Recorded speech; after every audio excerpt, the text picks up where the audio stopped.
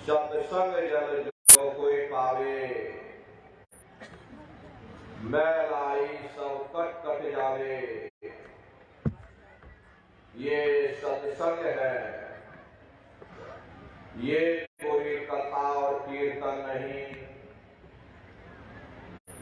नाच गाना ढोल मरिया नहीं, किस्से और कहानियां नहीं। ये महात्माओं की अजर अमर वाणियां हैं। यदि आपने ध्यान से सुन लिया तो निश्चय ही आपको अपने मानव जीवन के उद्देश्यों के बारे में पता चलेगा कि आखिर मनुष्य शरीर हमको क्यों मिला, क्या इसका उद्देश्य है, मरने के बाद हम कहाँ जाएंगे, हमारे बाल बच्चे कहाँ जाएंगे, हमारे रिश्ते नातेदार कहाँ जाएंगे, कैसे हमारी जीवात्मा का कल्याण होगा। इन सभी प्रश्नों की जानकारी आपको सत्संग के माध्यम से प्राप्त होगी। इसलिए प्रेमी भाई बहनों, एक एक वचन को बड़े ध्यान के साथ आप लोग सुनिएगा, समझने की कोशिश करिएगा और अपने जीवन में अमल लाइएगा। प्रेमी भाई बहनों, यह मनुष्य शरीर हम लोगों को बड़े सौभाग्य से प्राप्त हुआ। ये जीवन बहुत अनमोल है। उस परम पिता परमात्मा ने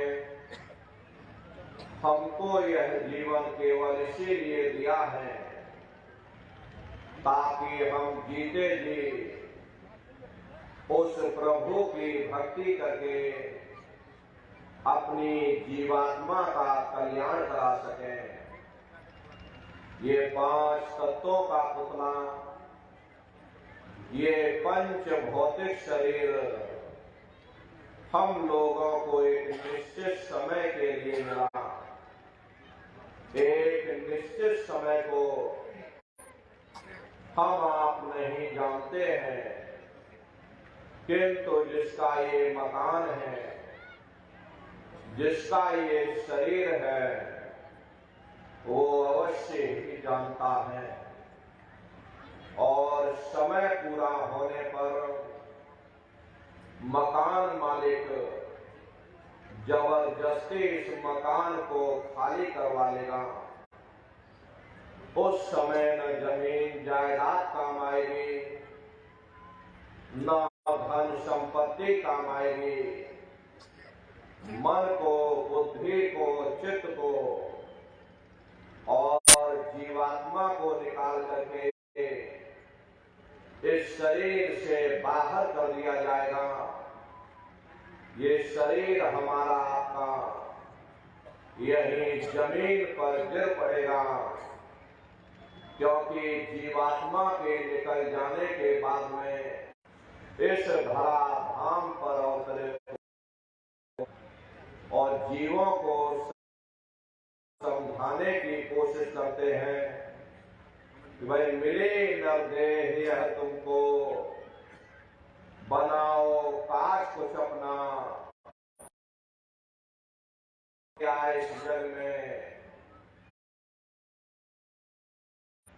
जानियो से जीवों को समझाते हैं कि भाई देह और ग्रह सब झूठा, धर्म में काहे को खपना, ये घर बार हमारा अपना नहीं। किसी को 80, 90, 100 साल के लिए मिल गया। जितने जितने श्वास उस मालिक ने बख्शे हैं, उसे भुगतने के बाद में हमें शरीर को यहीं छोड़ जाना। श्वास दुधारा नित ही जारी, एक दिन खाली चाम।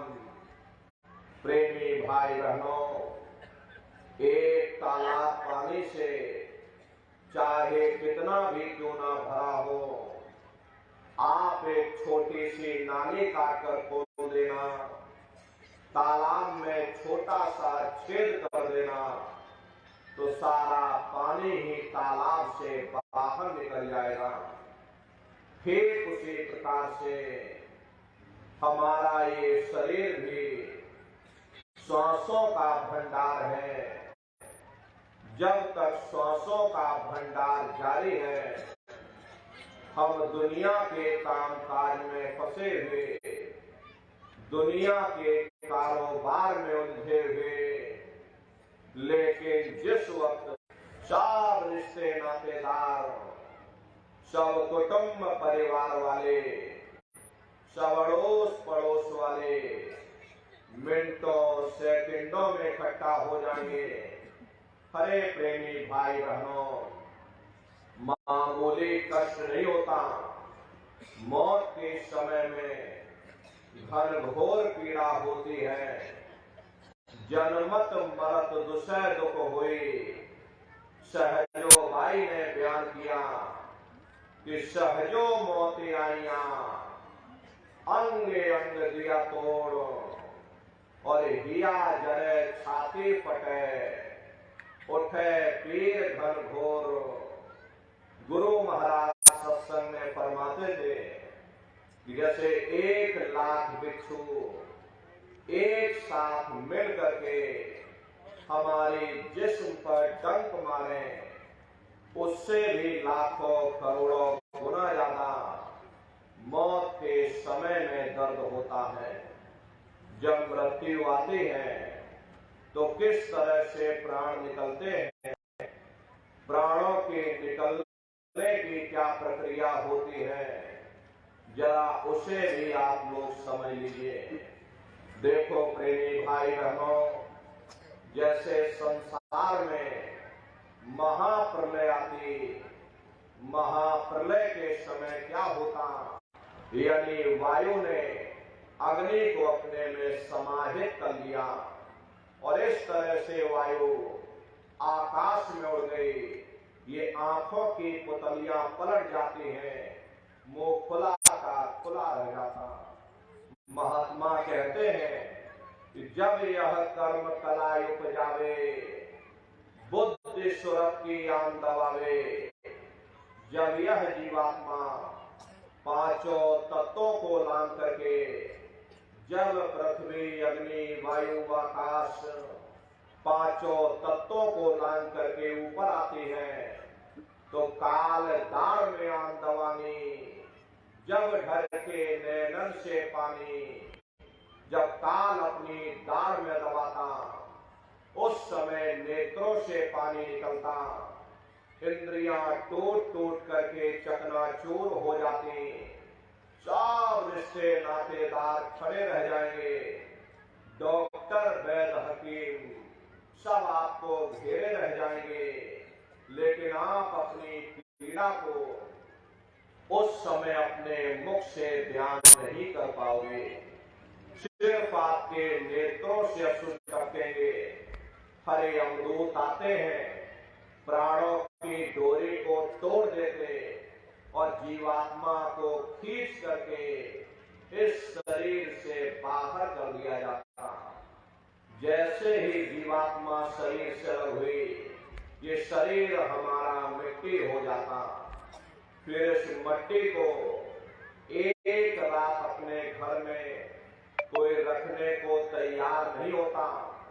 हरे प्रेमी भाई बहनों, एक रात भी कितने भी सगे संबंधी क्यों ना हो, खास नात रिश्तेदार क्यों ना हो, लेकिन एक रात कोई घर में मिट्टी रखने के लिए तैयार नहीं होते।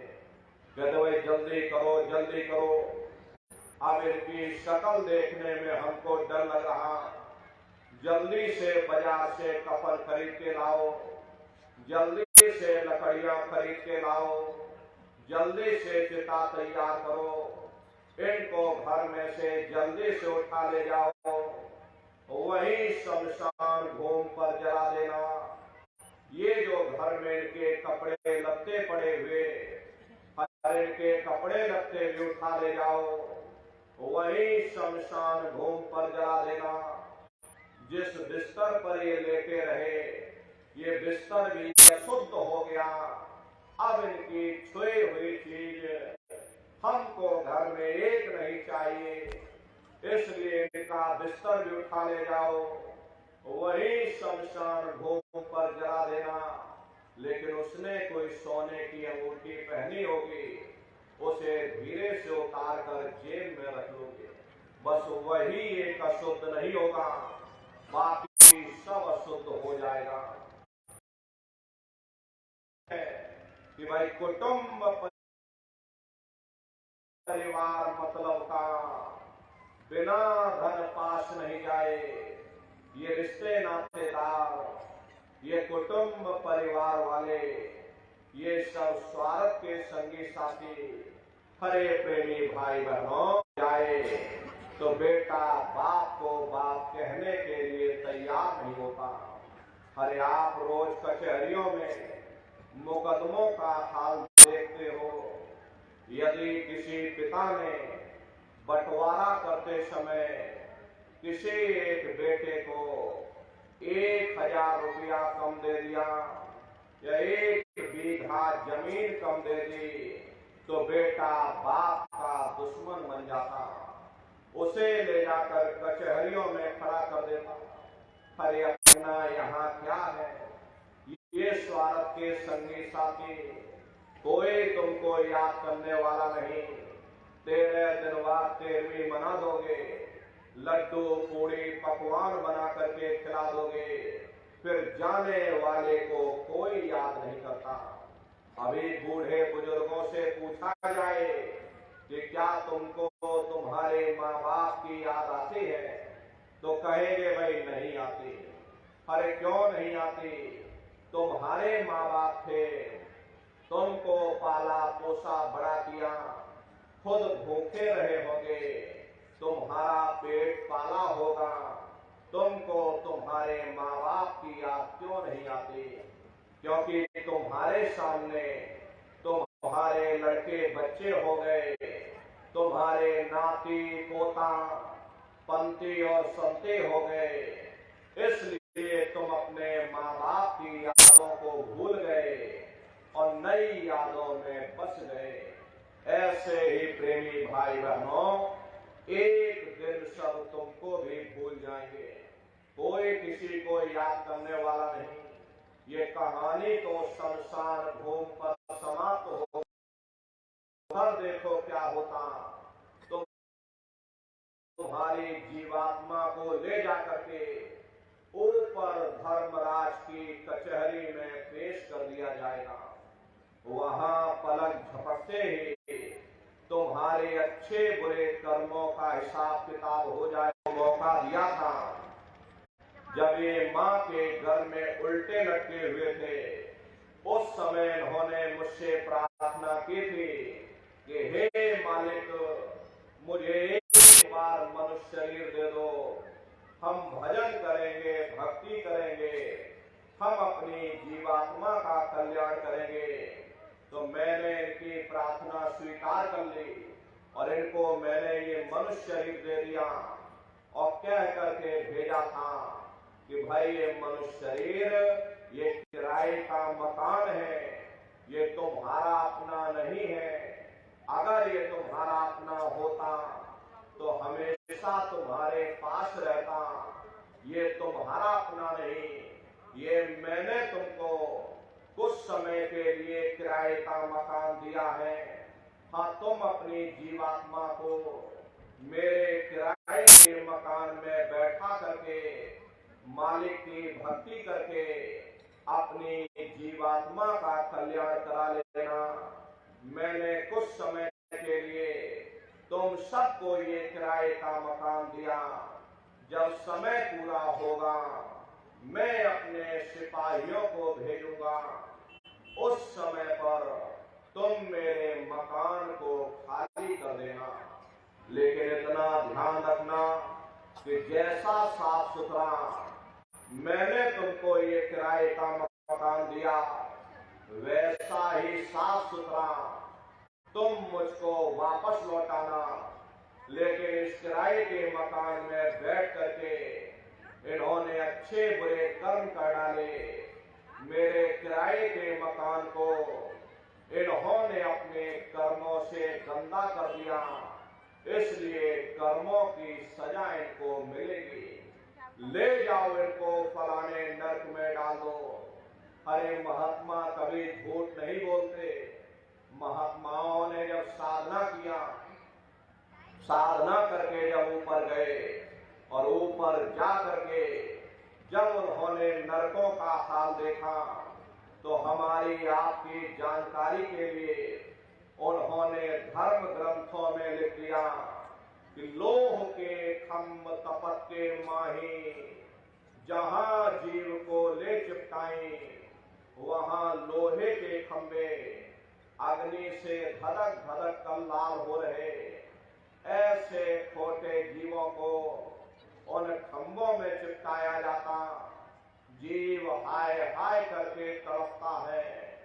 तड़प तड़प जीव जुलम बुखारी, तपत खम्भ दुखी उपजे भारी। असहनीय वेदना होती है, असहनीय दुख दर्द होता, जीव रोता चिल्लाता रहता। वहां कोई तुम्हारी पुकार सुनने वाला नहीं, कोई तुम्हारी दर्द भरी आवाज को सुनने वाला नहीं। हरे नर नारियों, ये दुर्दशा क्यों हो गई? क्योंकि हम लोग मनमुखी हो गए, मन के कहे पर चलने लगे। मन के कहे पर चल करके अच्छे बुरे कर्म करने लगे। कर्मों का ये जकीरा अंबार के अंबार हमने अपने सिर पर लाद लिए। आज उन्हीं कर्मों का भोग पा रहे। हरे महात्मा कहते हैं कि भाई नर के अनेक अन्योर है, कहाँ लग कहूं बखान। दुख भोगते यह जीव जो, जाने जो भोग समान। कहते भाई एक नरक नहीं, ऐसे वहां अनेकों अनेक नरक बने हुए। अलग अलग खोटे पाप कर्मों के वहां पर अलग अलग नरक बने हुए। ये जीव अपने अपने कर्म के अनुसार अनंतों अनंत युगों तक, वर्षों की बात नहीं कर रहे, अनंतों अनंत युगों तक जीव नरकों की यातनाएं भोगता रहता। और नरकों की यातनाएं भोगने के बाद में इसी जीवात्मा को सीधे मनुष्य शरीर नहीं दिया जाता, बल्कि इसे 4 खान 84 लाख योनियों में फिर डाला जाता। जैसे बच्चा होता है, बच्चा पहले कक्षा 1 पास करेगा, फिर कक्षा 2 में जाएगा। ऐसे ही वहां पर पूरा चैनल बना हुआ। नरकों की यातनाएं भोगने के बाद में इन्हीं जीवात्माओं को 4 खान 84 लाख योनियों में डाला जाता। ये 4 खान 84 लाख योनियां ये कोई मामूली योनियां नहीं होती। 4 खान का मतलब होता है अंडज पिंडज उपमज स्थावर। ये 4 खाने होती हैं। पहली श्रेणी पेड़ पौधों की आती, जिनके अंदर पानी का तत्व मौजूद होता। कभी ये भी मनुष्य हुआ करते थे, लेकिन आज अपने कर्मों का भोग पा रहे एक जगह पर बेचारे खड़े हुए। दूसरी श्रेणी कीड़े मकोड़ों की आती है, जिनके अंदर पृथ्वी और अग्नि का तत्व मौजूद होता। तीसरी श्रेणी पंछियों की आती, चौथी चौपाई जानवरों की आती, और 5वीं स्वयं इंसान की आती, जिसके अंदर 5 तत्व जल पृथ्वी अग्नि वायु आकाश 5 तत्व मौजूद होते हैं। प्रेमी भाई बहनों, ये 4 खाने हैं, इनकी अलग अलग कुल 84 लाख योनियां होती हैं। अब आप पेड़ पौधों को देखिए तो आम का पेड़ अलग है, नीम का पेड़ अलग है, पीपल का पेड़ अलग है। ऐसे ही अलग अलग प्रजातियों के कीड़े मकोड़े, अलग अलग प्रजातियों के पशु पंछी, कुल मिलाकर के 84 लाख योनियां हैं। हम दुनिया के जीव नरकों की यातनाएं भोगने के बाद में इन्हीं 84 लाख योनियों में डाले जाते। मामूली कष्ट नहीं होता। अरे हमको आपको गर्मी लग गई तो हम लोग छाया में आ गए, सर्दी लग गई कंबल रजाई ओढ़ लिया, भूख लग गई रोटी खा ली, बीमार हो गए अस्पतालों में चले गए, अपना अपना इलाज करवा लिया। लेकिन देखो उन जानवरों को, क्या गर्मी, क्या सर्दी, क्या बरसात, एक एक निवाले के लिए दर बदर ठोकरें खाते रहते। किसी का हाथ कट गया, किसी का पैर कट गया, किसी को जीते जी काट डाला, मुर्गी की गर्दन ही मरोड़ डाली। क्या उनको दर्द नहीं होता? अरे उनको भी दर्द होता है, उनको भी तकलीफ होती। मादा बिच्छू होती है, मादा बिच्छू की मौत कैसे होती? मादा बिच्छू जब अपने बच्चे को जन्म देती है तो उसी के बच्चे अपनी भूख को मिटाने के लिए अपनी मां की पीठ पर चढ़ जाते हैं और उसी के मांस को नोच नोच करके खाते हैं। वो तड़पती रहती है, कराहती रहती है, और जब तक हड्डी हड्डी न बच जाए उसके बच्चे अपनी मां की पीठ से नीचे नहीं उतरते। ऐसे न जाने कितने जीव जंतु हैं, कितने छोटे छोटे जीव हम लोगों के पैरों से रुंध करके मर जाते हैं। कितने सूक्ष्म जीव हैं जो हमारी श्वास लेने से हमारे अंदर चले जाते और मर जाते। बड़े जीवों की बात तो अलग ही है। बीमार बैलों की दुर्दशा देखो, मुंह से उनके फसूकर निकलता रहता, लेकिन टनों बोझा उनके ऊपर डाल दिया जाता, डंडा मार मार करके चलाया जाता। क्या उनको दर्द नहीं होता? अरे उनको भी दर्द होता है, उनको भी तकलीफ होती, लेकिन वे बेचारे बेजुबान हैं, कुछ बोल नहीं पाते, कुछ बता नहीं पाते। हम लोगों के अंदर जुबान है, हम लोग बोल बता देते, वे सिर्फ रोते और चिल्लाते रहते। कौन उनकी पुकार सुनने वाला, कौन उनकी दर्द भरी आवाज को सुनने वाला, कौन सी अदालत में जाकर के वे बेचारे दरवाजा खटखटाएं, कौन मजिस्ट्रेट उनकी फरियाद को सुनेगा? हरे प्रेमी भाई बहनों, कोई सुनने वाला नहीं।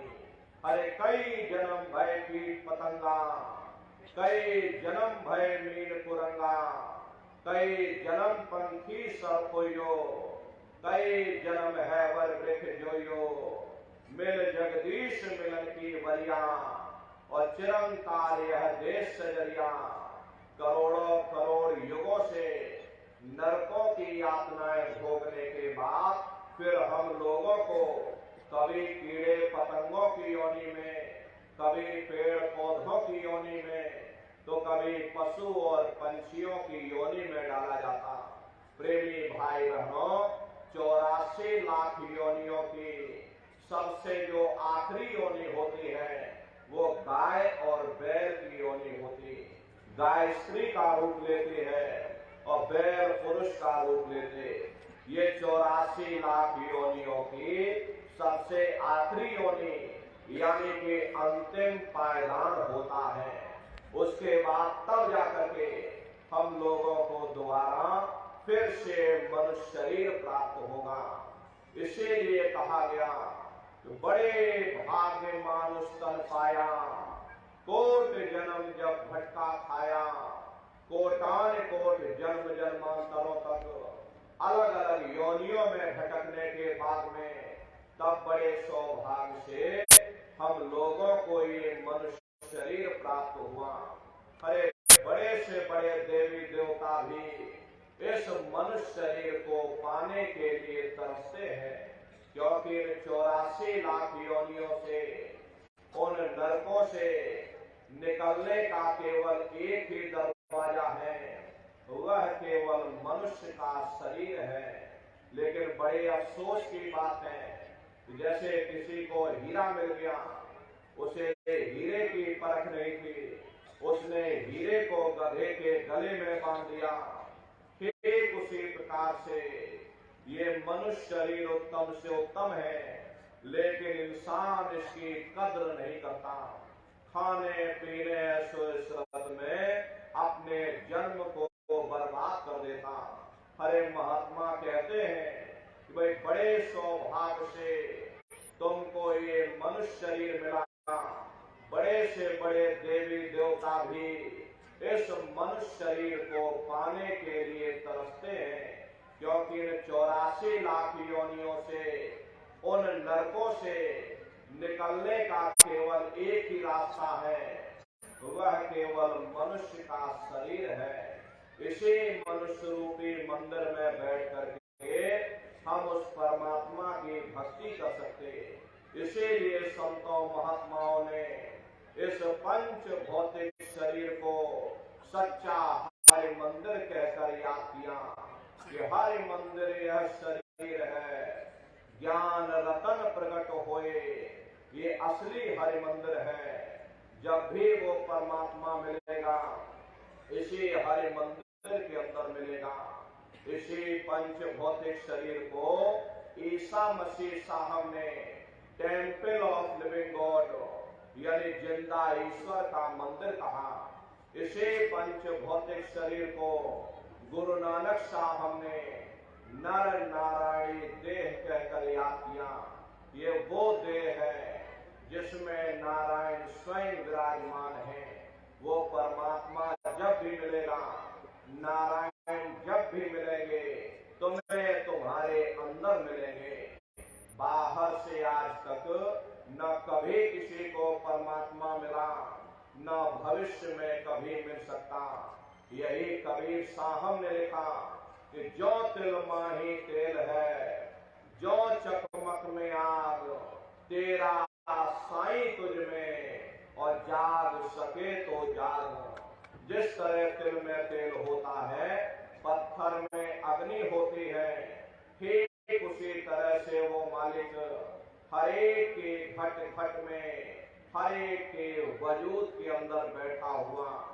यही आपकी धर्म पुस्तकों में भी लिखा, अरे मोको कां ढूंढे रे बंदे, मैं तो तेरे पास में, और ना तीरथ में ना मूरत में, मैं तो हूँ विश्वास में। ना मैं तीरथ में मिलूंगा, ना मैं मूरत में मिलूंगा, ना मैं अन्य किसी कर्म कांडों में मिलूंगा, ना मैं ग्रंथों में मिलूंगा, ना मैं पोथियों में मिलूंगा, ना मैं किताबों में मिलूंगा। मैं जब भी मिलूंगा तो मैं तुम्हारे अंदर मिलूंगा। हरे प्रेमी भाई बहनों, अगर खाना बनाने की किताब सारे दिन बैठ करके आप पढ़ते रहोगे कि खाना ऐसे बनता है, खाना वैसे बनता है, खाने में नमक डाला जाता, खाने में तेल डाला जाता, तो तुम्हारा पेट नहीं भर सकता। जब तक आप खाना बनाओगे नहीं, उसे खाओगे नहीं, कभी तुम्हारा पेट नहीं भर सकता। हम वेदों की निंदा नहीं करते, हम ग्रंथों की निंदा नहीं करते, हम गीता कुरान बाइबल की निंदा नहीं करते। अरे वेद शास्त्र गीता कुरान बाइबल कहते हैं कि भाई मनुष्य के अंदर अंड खंड ब्रह्मांड है, स्वयं वह परमात्मा इसके अंदर बैठा। चलो अंदर चलो, अंदर चल करके उस परमात्मा का दर्शन दीदार करो। अब सवाल ये उठता है, भाई आखिर हम अपने अंदर जाकर के उस परमात्मा का दर्शन कैसे करेंगे? इसके लिए संतों महात्माओं ने केवल 3 साधन बताए। साधन 3 सारे वर्णे और साधन सब खोते मान। इस कलयुग में उस मालिक को पाने के लिए संतों महात्माओं ने केवल 3 साधना बताई। पहला दूसरा है ध्यान, तीसरा है भजन। सुमरन कहते उस मालिक को याद करना, ध्यान कहते हैं दृष्टि को एकाग्र करना, और भजन कहते हैं कान में उंगली डाल करके उस शब्द को सुनना, उस नाम को सुनना, उस आवाज को सुनना जो मालिक के घर से आवाज आ रही। प्रेमी भाई बहनों, ये सुरत शब्द नाम योग की साधना है। संतों का जो इतिहास रहा, संतों के इतिहास में सबसे पहले कबीर साहब आए, जिन्होंने सुरत शब्द नाम योग की साधना जारी की। उसके बाद गुरु नानक साहब आए, गुरु नानक साहब ने भी सुरत शब्द नाम योग की साधना जारी की। उसके बाद और भी महात्मा आए, कबीर, नानक, दादू दरिया, भीखा, रविदास, पलटू, जगजीवन। चित्रकूट में आप चले जाइए, गोस्वामी जी महाराज जिन्होंने रामचरित्र मानस बनाई, उन्होंने भी सुरत शब्द नाम योग की साधना जारी की। राजस्थान की धरती पर मीराबाई हुई, सहजोबाई हुई, उन्होंने भी उस मालिक को पाया। सुरत शब्द नाम योग की साधना